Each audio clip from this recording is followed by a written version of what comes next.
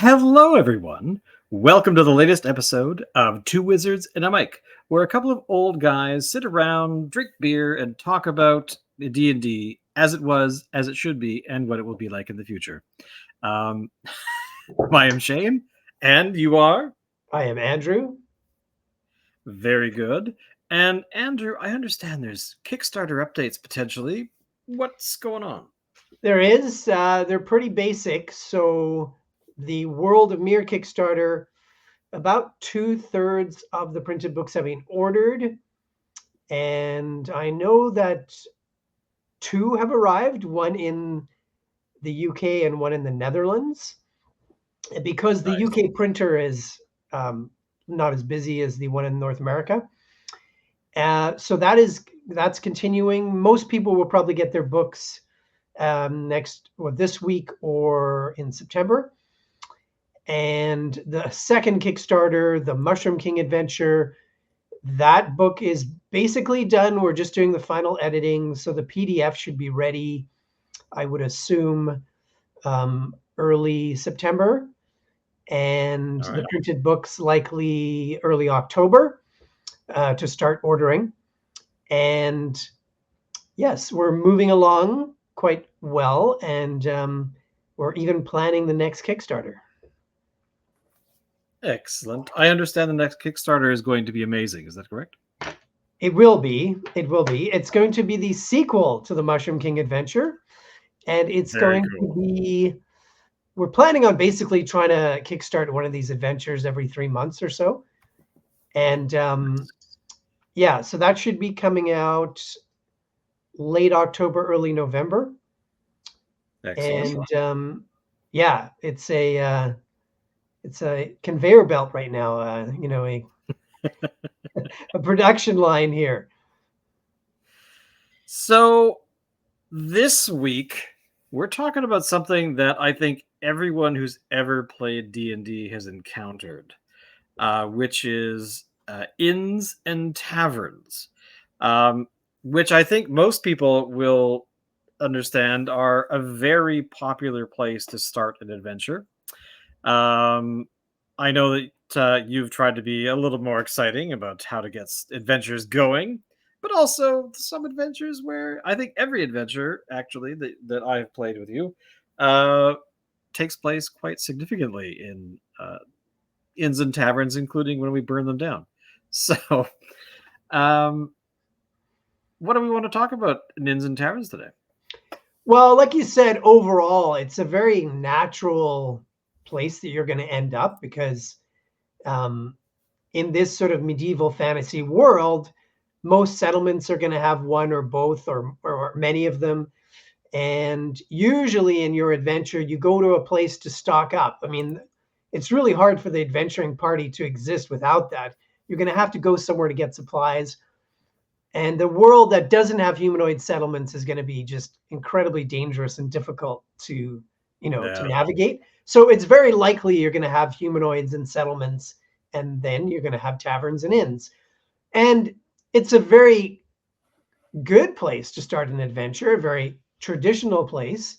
Um, and it's a place where the locals would obviously go to socialize and to get food and drinks. And we'll talk about other things they can get there. An important place to rest as well. So Yeah. it's very basic, like you've got to eat and you've got to sleep.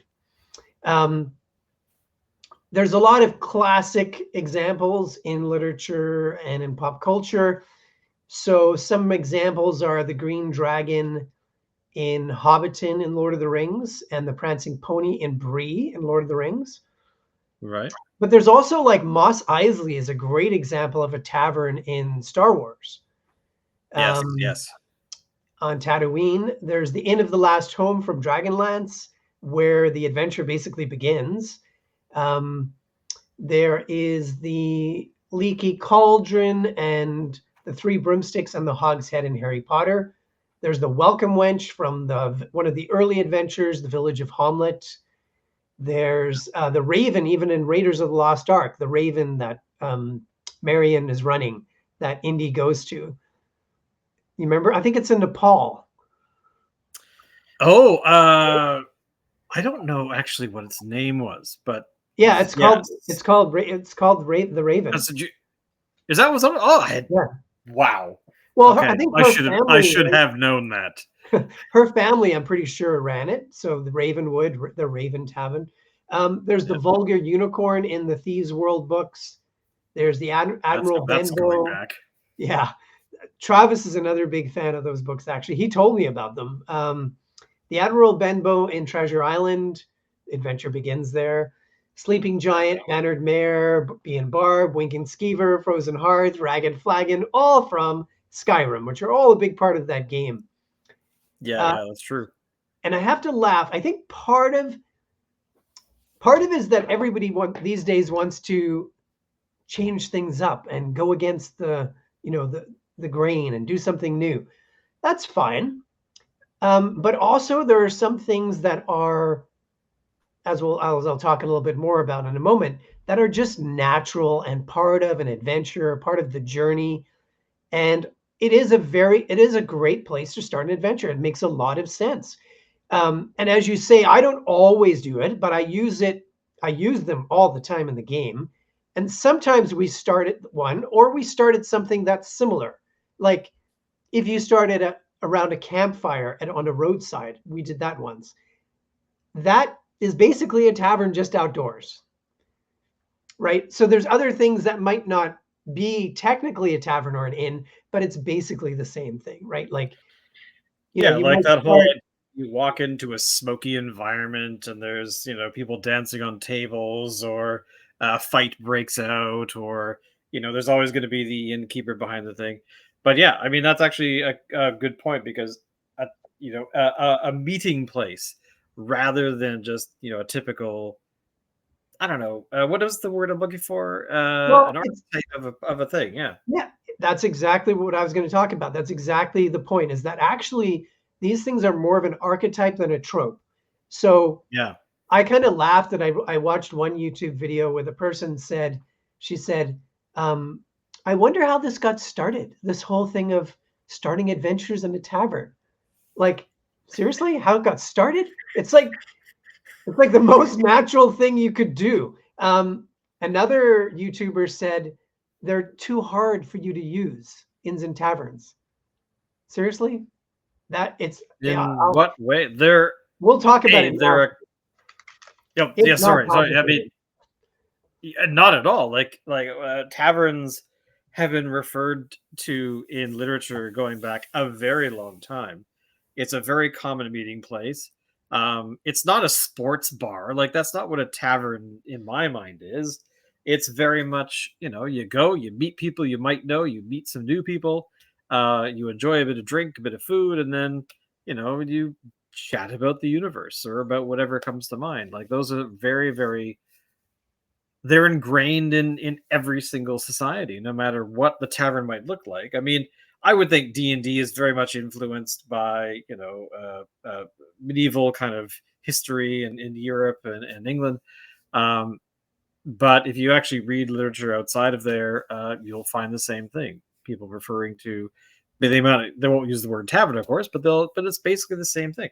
And and of course, it's going to work its way into um, our gaming. It's going to work its way into actually tons of aspects. We don't even realize it, I don't think. Mhm. But meeting place to hang out with cool people.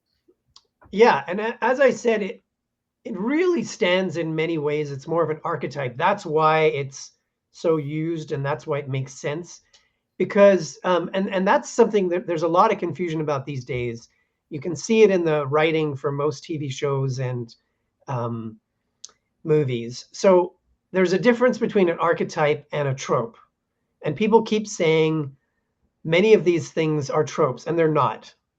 So an archetype is something that's universal, it's constant, it is a symbolic element from mythology.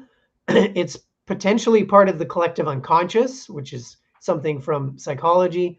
It's from the whole universe. Um, and some examples of archetypes are the hero. So you just said, like, and all of these things, it doesn't matter what culture you're in, it's the same. They might look Exactly. different, but it's the same element. So hero means the same thing in every kind of culture you can think of. The trickster, the crazy wizard or mad scientist, um, the beautiful maiden, the dark lord, the father, the mother, even those things, the child, the chosen one, and an important one, the threshold to adventure. Now that's usually what the Yes. inn and the tavern stand for. And the perfect example of that is Star Wars. There's other examples like in Treasure Island and other places, but in Star Wars, very early on, Luke goes to, and spoiler alert if we spoil anything here, from Star Wars A New Hope, Luke ends up at a tavern with the mad wizard. And what is that place? It's the threshold to adventure. And what do you encounter in that place is a whole bunch of strange creatures and people you don't know, and you're getting new information. And he meets Han Solo, and he has to be protected by the wizard from one of the thugs in the cantina. And what happens after that is they take off into the adventure. Um, Yeah. so this is archetypal. It's never going to change. We're going to have this story in 10,000 years, and we had it 10,000 years ago. And that's why it makes sense in D&D that an adventure could start there, or that these could be important places. Like you say, it's more than just a sports bar. Like these are communities, and it's part of the community, right? Exactly. And actually, there's a really great book called Tales from Mos Eisley. And it's basically a book talking about the different, if when you're watching the film, you see all these different characters that are off in the background. And what the novel is, or I say it's a collection of short stories where authors were tasked, hey, that guy over there that you see for about a second and a half, what's his story? And that's the thing, like all of these different characters came together. And sure, our focus is Luke Skywalker, Han Mhm. Solo, and the Wookiee, and the Mad Wizard, but these other characters also came. And then I think that's kind of really important for D&D, is that you have uh like some adventure books that are almost in our hot little hands, um are are cool because they have, when you create a location, you have, here's who this person is, here's this person is, and then any person running that game could say, all right, I've got 5 characters, that's the flavor of this particular location. What other characters potentially could I have there, should the players choose to engage with them, and what kind of different little adventures could they go off on? Mhm. And yeah, it's very cool. It's why it gets used all the time. Yeah. It's just the best place to start. Yeah, and in this new adventure, in the Mushroom King adventure, it begins in a market. You arrive at the city, and the market is right there. So, a market is also a very similar place to a tavern or inn. It's just Yeah, basically, yeah, again, the outdoor version of it. yeah, So, yeah, then a trope. Now, people talk about these all the time. So, trope is totally different. It is not a universal, constant, indestructible thing that's going to last forever, like in terms of what it means. The trope is like a common or overused theme. So it's much more specific. It can come out of an element, or sorry, out of an archetype, but it is a very specific thing. So a trope is, for example, in a horror movie where there's a group of young people and they're at somebody's house or in their cabin, and then one person goes outside or goes down to the basement by themselves, and we know that this is not a good idea. This is the equivalent in D&D of splitting the party. Um, but that's a trope that's used all the time. That's not archetypal. It's a trope. Um, Another example in horror movies is the jump scare, right? Now this is yeah, something in many movies, even in kids' movies, they'll have it, right? Another one is the heroes find a bomb, and there's one red wire that's running from it away to somewhere else, and they cut that, and then the bomb is diffused. So that's a trope that's yeah, used over and over.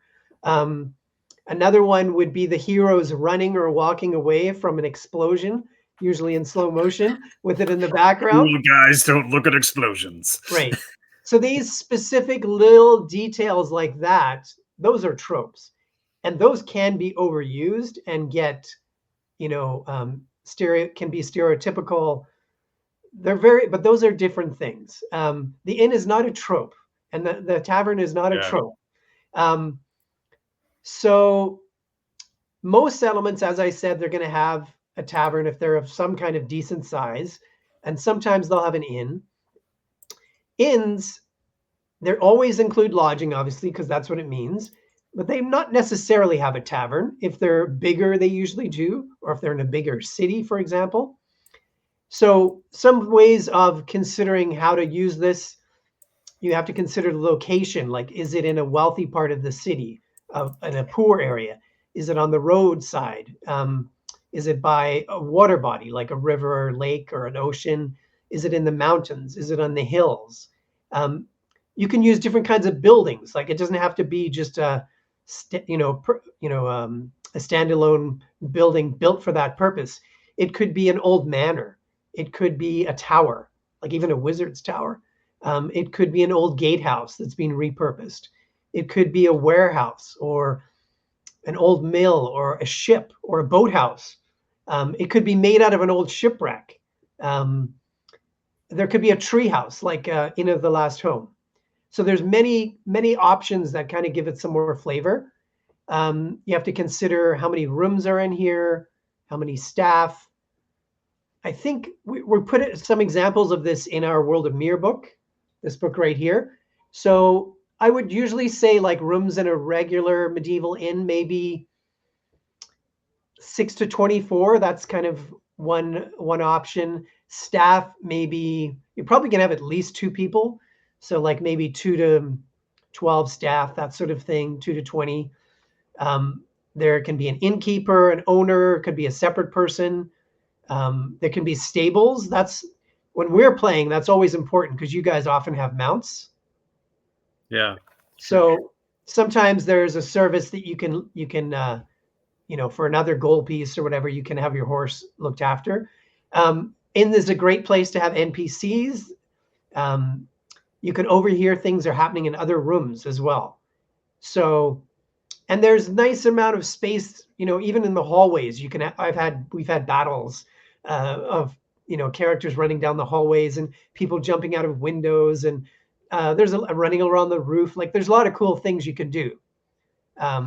So that's sort of Like it turned into a flower pot. yeah, exactly, exactly. So that's sort of in general some ideas for the inn. Yeah, and again, there's in the game there's 5 different types of quality, which is in the player's handbook, so that you can have different types of inns. Some are completely run down, and some are much more expensive.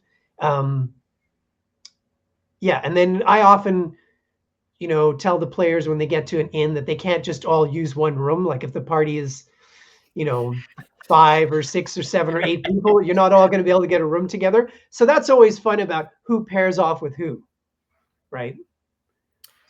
Yeah, I mean, some of my characters have had some pretty amazing adventures at an inn because, which was basically because you were like, "Oh, hey, I can push the story forward a little bit here in this particular direction," Mm-hmm.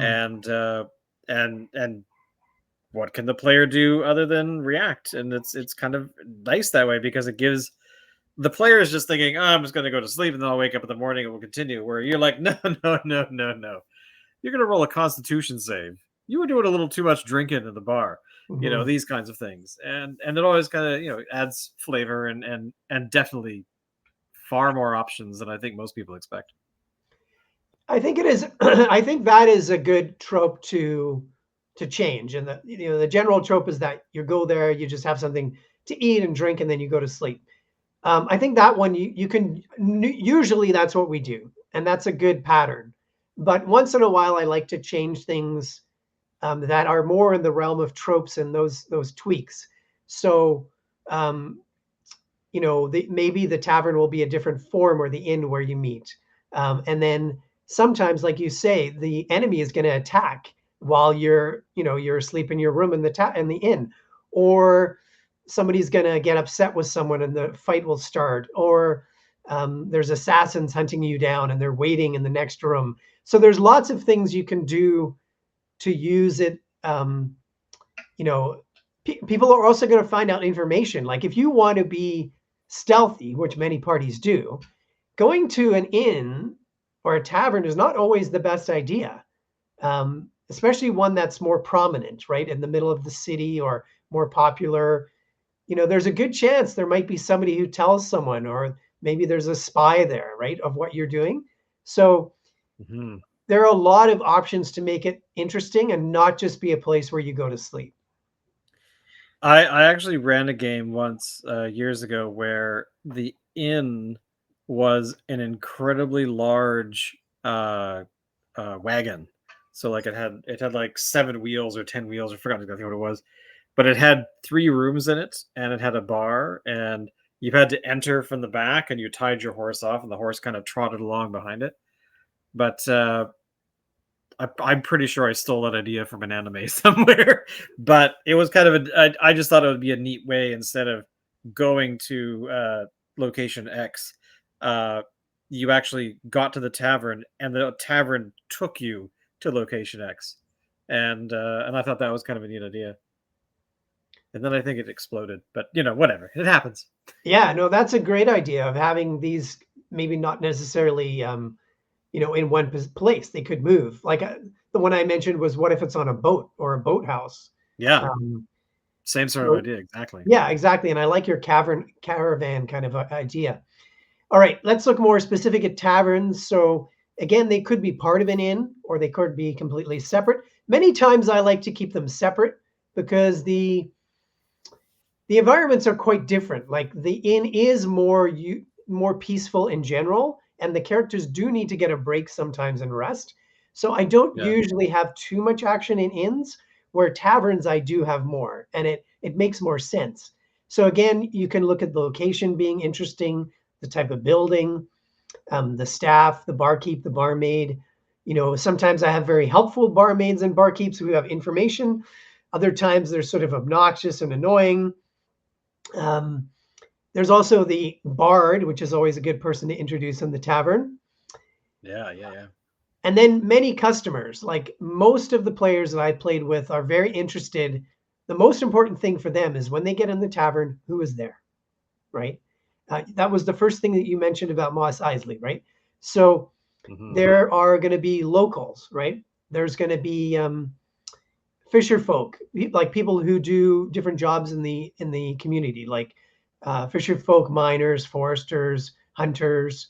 There's going to be town guards, potentially soldiers, um, pilgrims, which would be interesting because maybe they worship some kind of strange god. There could be cultists in there.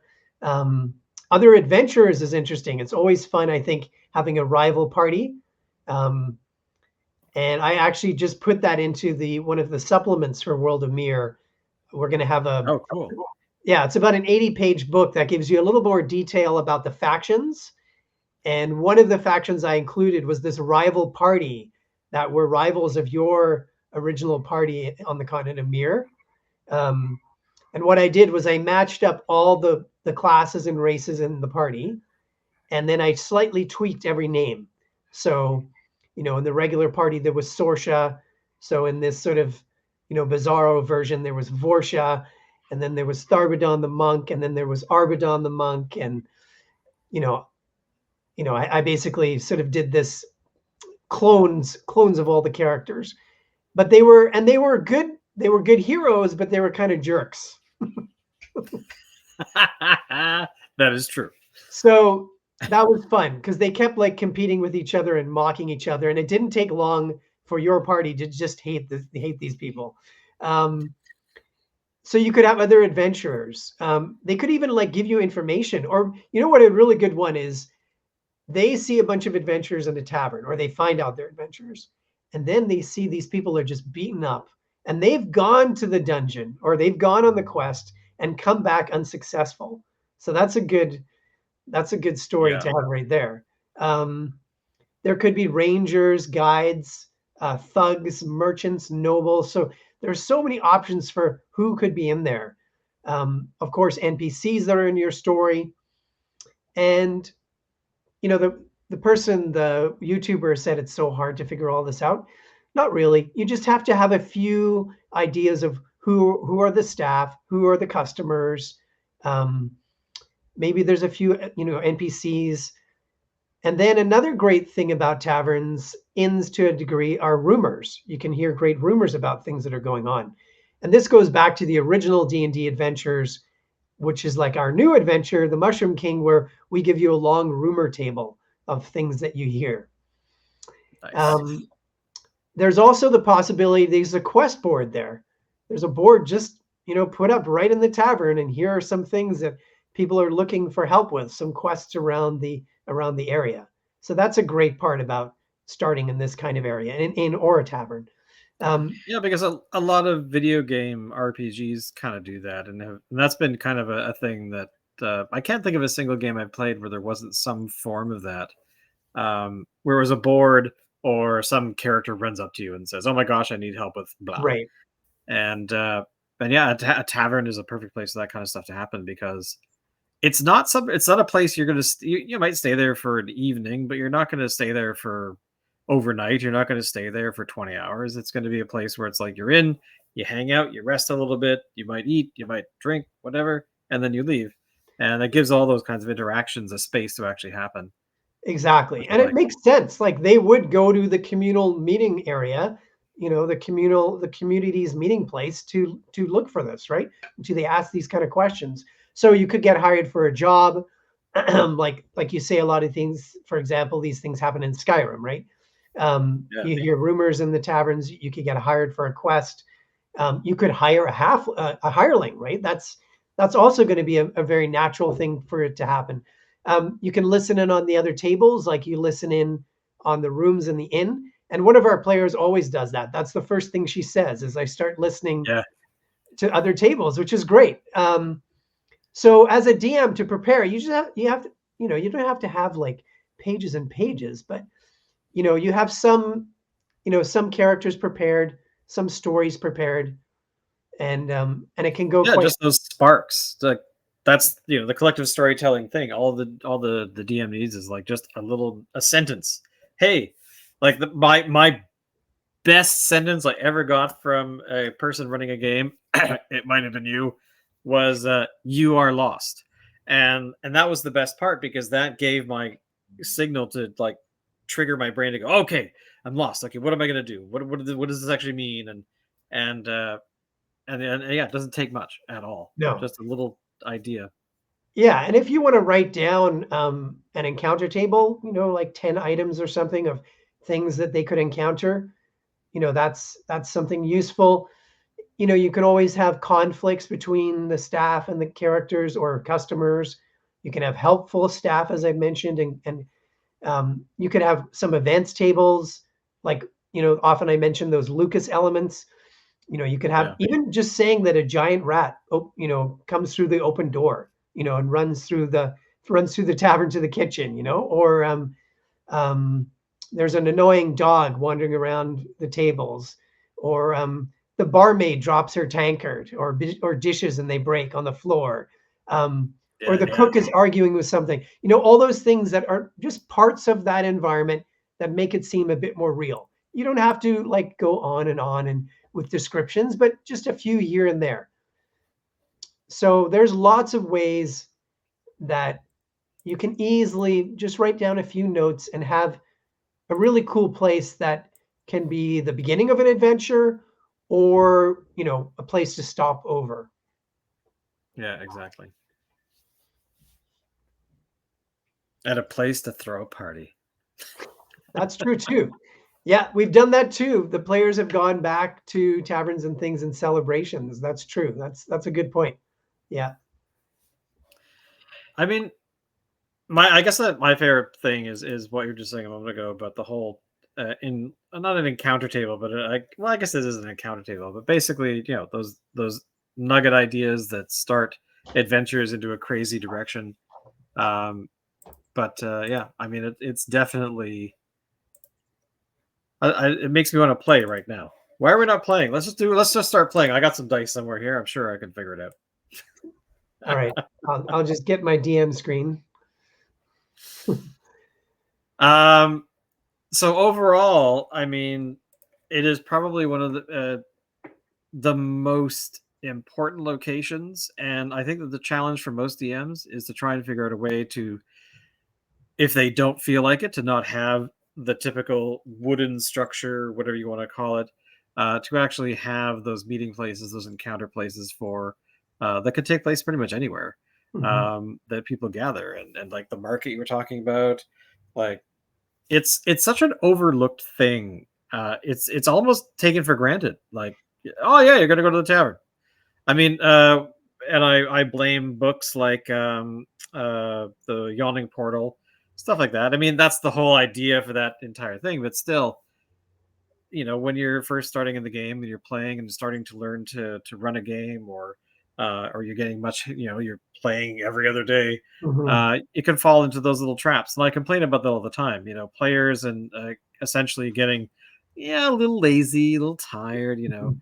Um, but having unique locations that are, taverns or inns, are going to be, uh, will get it'll get the creative juices flowing, which will then allow that collaborative storytelling, and that way the DM can go, I didn't think of that idea. That's actually a cool idea. I'm going to run with that. I'm going to write down a note. The next Mhm. session, I'll make sure we'll follow through with that. That kind of thing. So there's just all of those really nice moments that can happen at the table, Yeah, because uh, it makes the world more real, and it is one of those things, you're right, exactly. that's common and people overlook it and underappreciate it, I think. Another way it can be really immersive is if you have the tavern connected clearly to the environment. So Mhm. the tavern is in a ship that's in port, an old ship, and it used to be maybe a fishing vessel, and this area there's a lot of fishermen, right, or fisher folk. Um, Yeah. or another cool thing to have is a tavern menu, which we have in the World of Mirror book too, which and you don't have to have like 10 drinks and 12 different kinds of meals. I usually like when you guys go into a tavern, when I have the barmaid come up, there's usually like three choices for food, two or three choices for drinks, and then I look at my menu that I have. You don't need a lot, but if they also are related, like if maybe the meat is called the salty fisherman, right? Or the Yeah. meat, or it's the town is in the mountains, and the meat is called the sleeping wyvern because wyverns have been known to fly through the area through the mountains.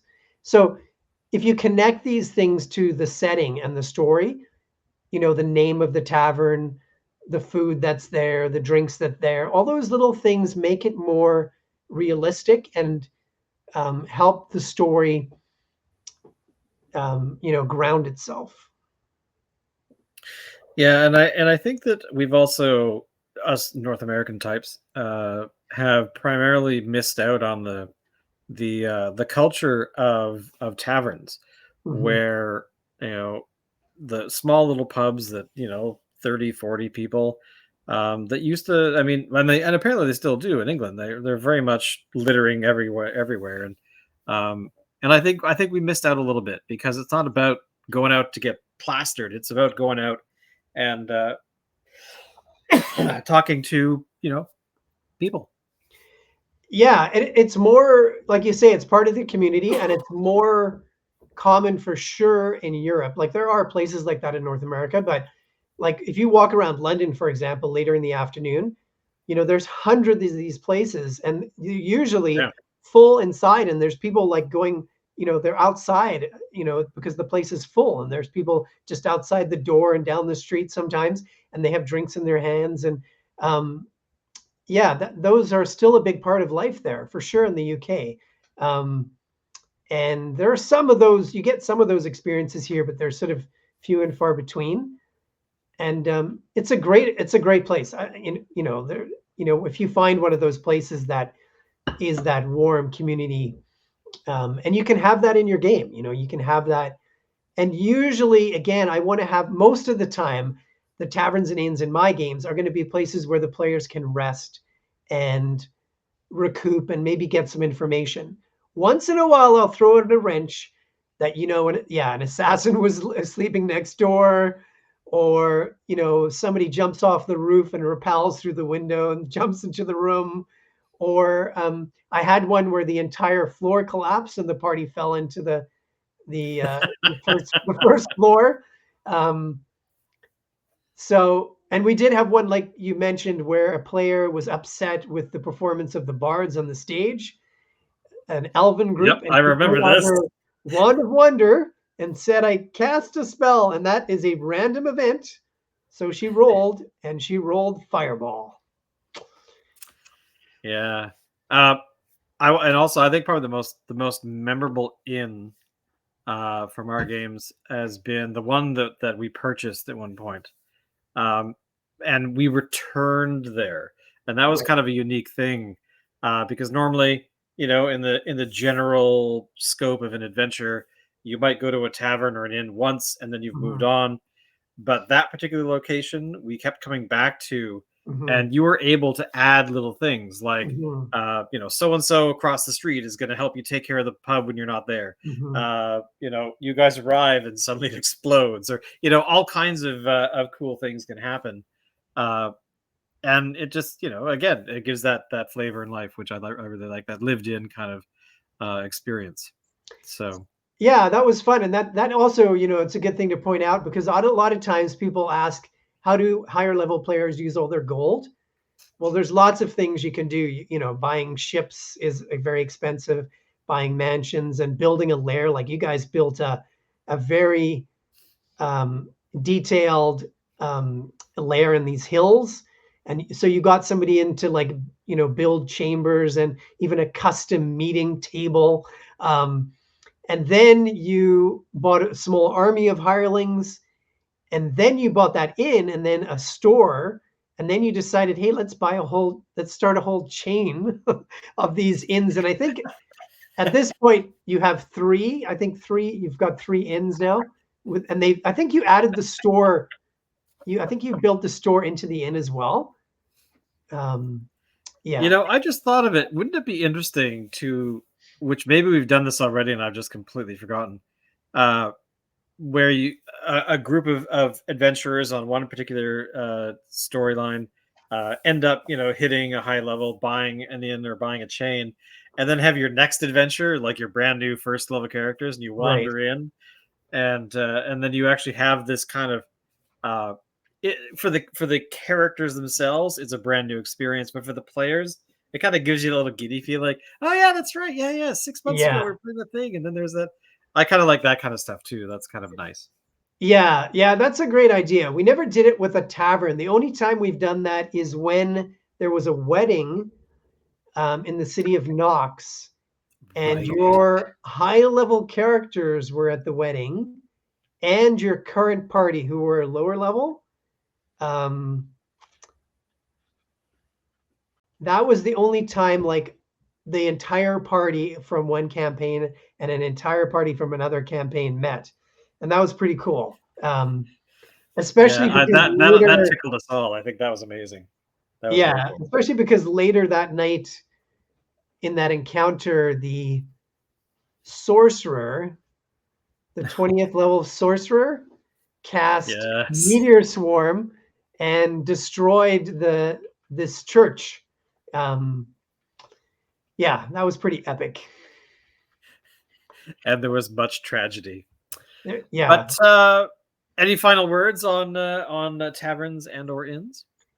Well, as I mentioned, we've got tavern and inn tables actually in the World of Mir book that's behind me there.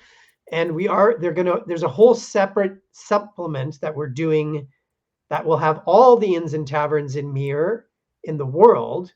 That one probably will be done in September. And then if you don't want to wait for that, we have an inns and taverns I, PDF. you beat me to it. I was Yeah. just about to bring that up. We have So, one that's been on the DM's Guild for probably 7 years or so. It's been there for quite a while. So I'll put those links below, as well as the links for the current two Kickstarters. very, very cool. Um, yeah, you beat me to the. I was gonna grab it and grab the cover and show off the cover, but you beat me to it. But anyway, thank you everyone for watching and listening. We really appreciate your support. And also, don't forget to go to theworldofmere.com, which is where you'll find all the links to Go Everywhere. And of course, they'll be below in the description. And hey, support small publishers, support little small podcasts that talk about those publishers. And if you ever think that D&D is too hard or overwhelming, just sit back, take a breath, because it is definitely just a game. There's no other thing. Just sit back, relax. Life will be okay. And if you listen to our voices, you'll know that it's that we're kind of cool. And we'll lead you through it. It's fun. Anyway, I'll see you all next week. Thank you, Andrew. Thanks, Shane. Later.